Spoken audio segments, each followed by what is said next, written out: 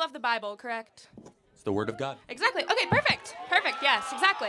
So I'm just here not necessarily to debate, but more to understand your line of reasoning. I want to understand how when you practice and preach religious governance and issues like that, as with your abortion and status on gay marriage, why don't you also support things like free lunches for kids? The Bible over 2,000 times mentions it, helping the needy at every instance, and that if you don't help the needy, you are not doing the Word of God and He will not help you.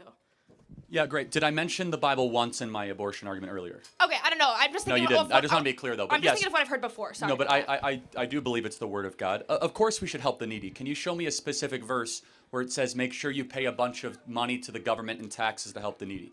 I would say specifically that I think as Christians, it should be the number one priority to find a system that works to make sure that every single person is fed. And I think it truly, if we're looking at the Word of God, you have to look at the fact that you should go through every cost yourself.